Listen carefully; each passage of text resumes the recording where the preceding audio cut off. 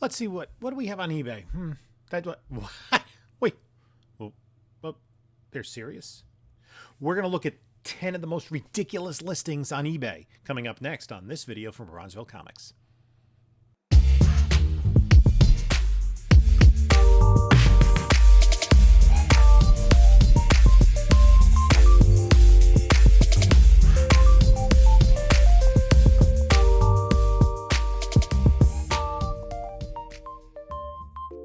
Hey there, comic book community. This is Jim from Bronzeville Comics coming to you with another video.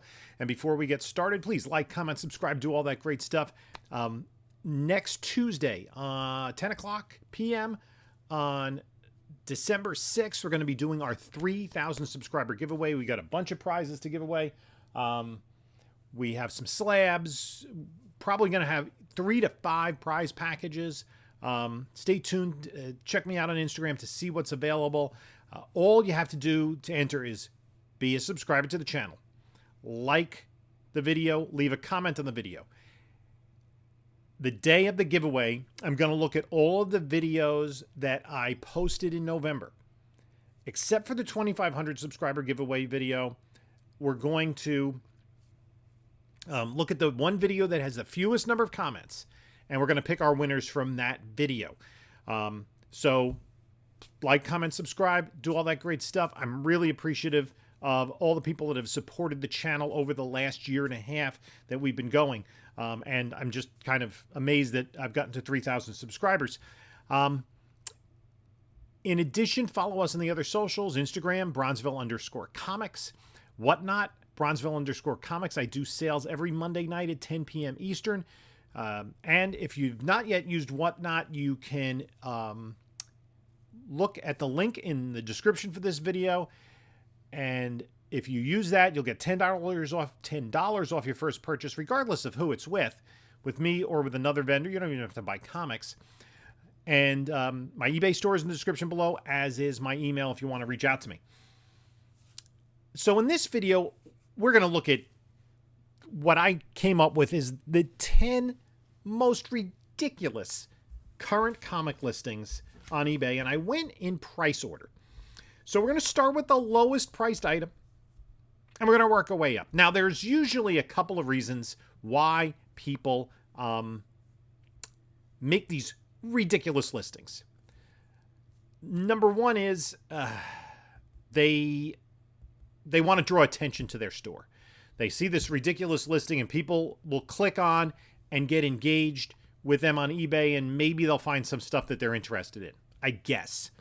Another reason is people just don't know what they have, and they might confuse what they have for something else. And I think there's an example of that here. And the third thing is when somebody has something unique, they think that unique and rare equates to valuable. Somebody who thinks that the copy of Superman's girlfriend Lois Lane, number 70, that their cat urinated on is worth more money because it is a variant. That's not the case. So we're going to take a look at this list and sometimes, very often, when you will point out to someone, and I've seen this on Facebook, I've done a couple of videos on that, yeah, it's not worth what you think it is, they get really defensive. And listen, anybody is free to list the item for whatever amount they want. These are all buy it now items. And I think they're not completely sure what they have. So number 10 on the list is a tie, because it came out, there were a whole bunch of books. How many books are in this listing? You got here Uncle Scrooge 61, Turok Son of Stone 116, Tom and Jerry 256, Tom and Jerry Funhouse 213, Turok Son of Stone 94, Adventures of the Fly number 30, Turok Son of Stone 96, Sylvester and Tweety 97. So that's 8 comic books, each individually listed for $22,021. I don't know why. It is mind-boggling, because each and every one of these books I would most likely bypass in a dollar bin. Maybe if it's a really high grade, some of the stuff from the 60s, early Turok as opposed to 90s Turoks could have some value, but there's certainly none of these. Even in a graded 9.8 would be worth anywhere close to $22,000. You're talking about $22,000 is like a 2.5 Amazing Fantasy 15. I don't understand. I mean, I guess maybe it just the seller feels it will draw people to their listings, and they did offer free shipping though.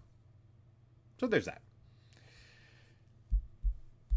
And sometimes it's facetious. Maybe they just, like, for a lark, they do it. I'm not completely sure. But I'm going to pass on this listing. We're going to go on to number 9. And that's Conan the Barbarian number 114, which is being offered for $24,456.72. That's a pretty precise numbers. Plus $6.10 shipping.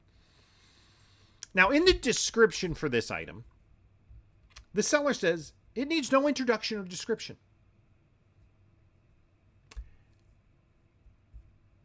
I don't know what it needs. It is a $5 book in very fine, and I'm not even sure this book is a very fine condition book, of Conan number 114. Now, if I were aspirational, I might say, ooh, maybe this comic will be worth $2,500 to me, as it says in the headline. But even of all the books from Marvel that month that had that banner that it could be worth $2,500 to you, not $25,000, although they were only asking for $24,000, and they have to pay fees, right? Even for $2,500, even I think a 9.8 of X-Men 137 is not worth $2,500. So this individual seller has a seller rating of 75%. Enough said. Number 8 on our list is a minor. This is the least ridiculous probably on the list. It's the set of Marvel Superheroes Secret Wars 1 through 12, listed for $25,500. Near mint, complete set. Ungraded, direct sales. I would estimate that if all of these came back graded 9.8, probably talking about $2,000 and change. Maybe $2,000 on a good day, but again, they're directs. So I'm not sure where they got the $25,000 number from. It could be that they saw a 9.9 sale. I think a 9.9 sale of number 8 was over $10,000. That could be the case, but I'm gonna pass on this listing too. We're gonna go to number 7. This one is pretty awesome. This is Wonder Woman DC Comics Famous First Edition Limited Collector's Edition Blue Ribbon Series for $28,000, and it is beat to heck.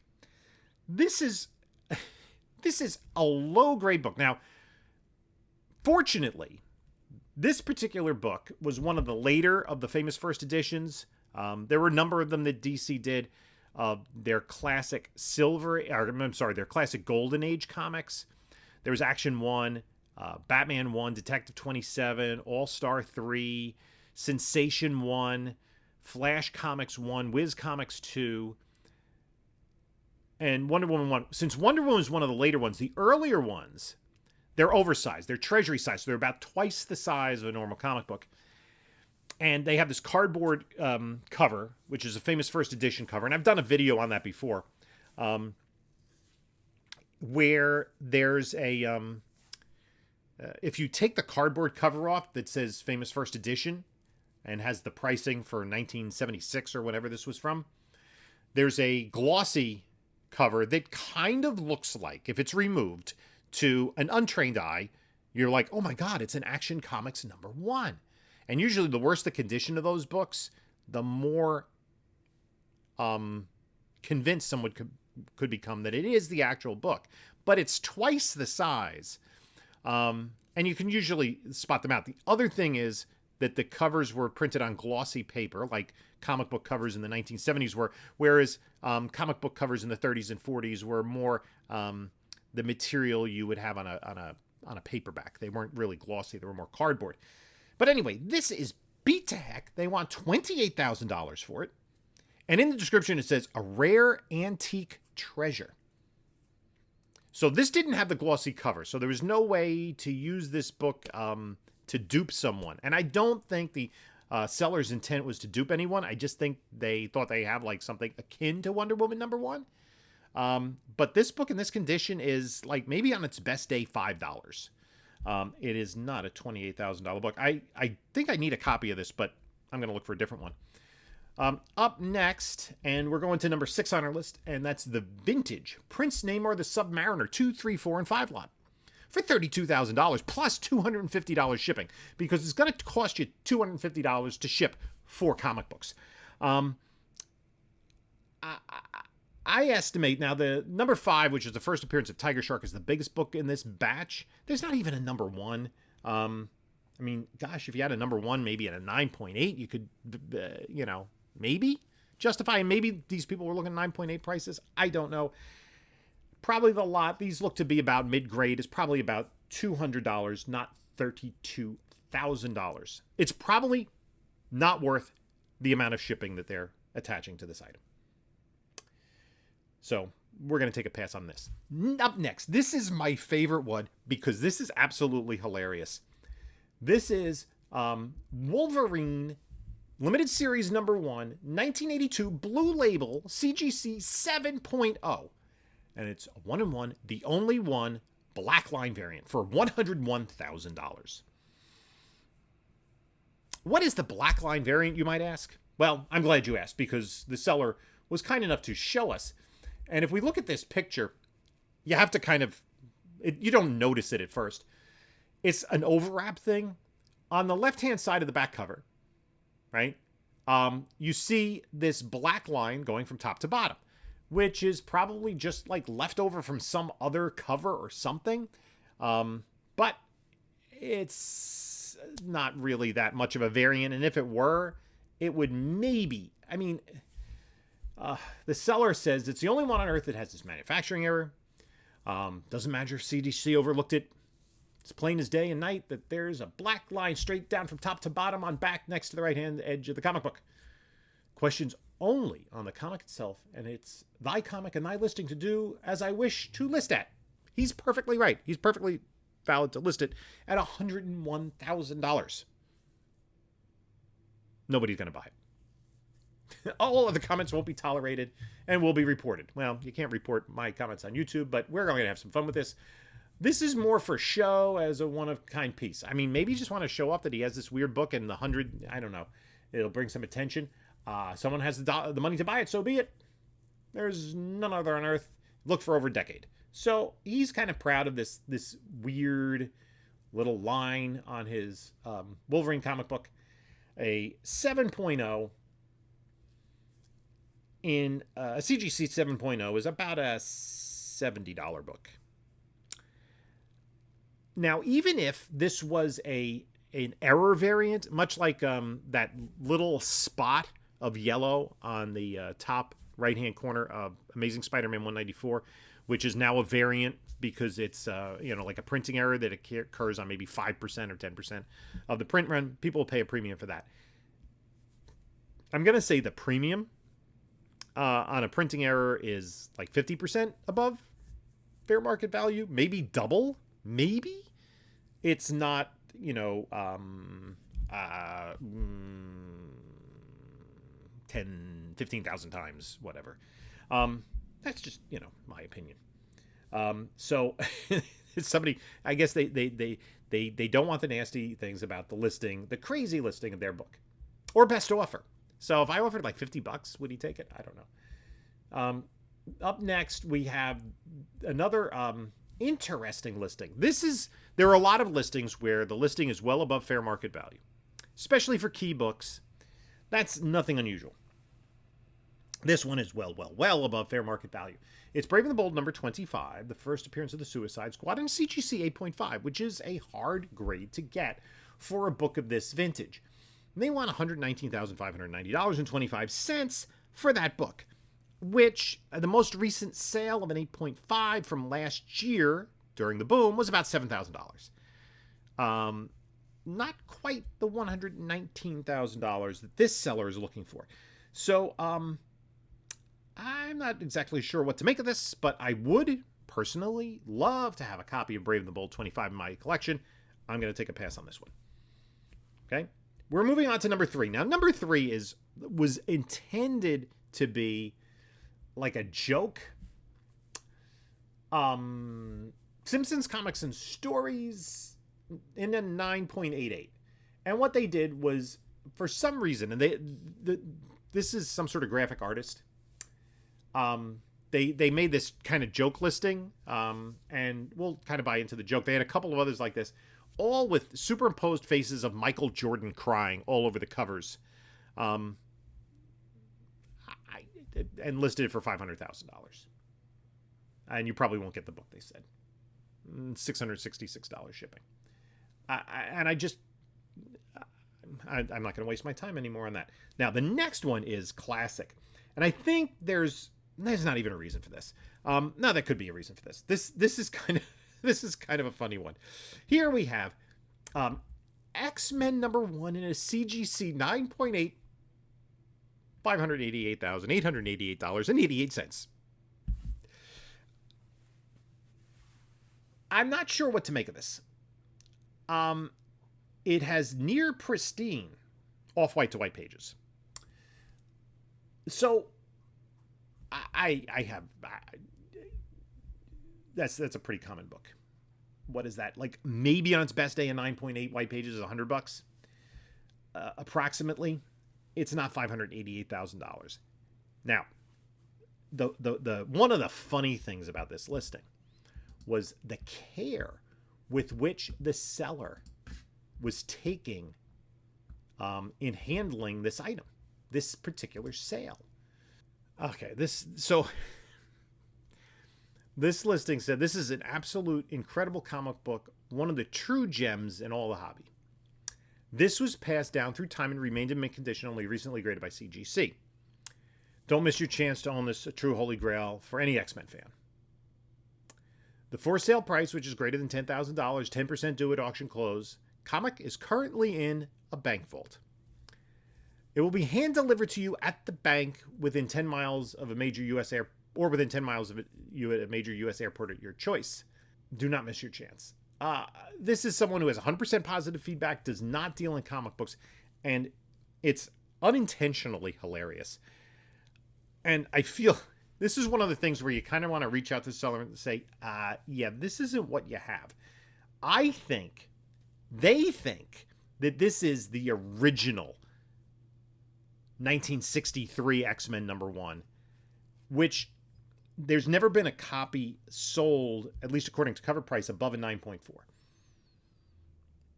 And I feel bad because they somehow think that they have a $500,000 comic book. And if you did have an X-Men #1 and a 9.8, you would have I would put it in a bank vault and only want to hand deliver it.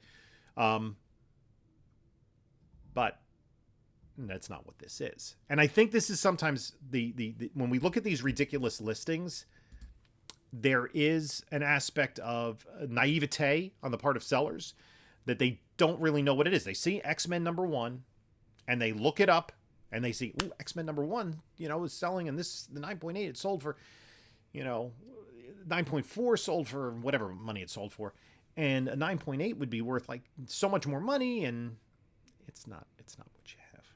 So I kind of feel bad about this one, because it is a ridiculous price for that book, but it would actually be a reasonable starting offer for if it was truly X-Men #1, the original X-Men #1. Okay. Up next, #1 most ridiculous listing on eBay under comic books is this mega rare error comic, DC Teen Titans #6, Marvel 2-in-1 #74 inside, CGC 7.5 for $1.2 million. Local pickup. You don't want to risk mailing this. Now, what's interesting is that this particular seller in the description went to great lengths to investigate the rarity of this comic book, compared it to the rarity of production errors for stamps and other collectibles, and did acknowledge that if it was more of a key, and that if it was like number 2, which is the first appearance of Deathstroke, that it would be more interesting. It's not worth $1.2 million. I don't even think, if you had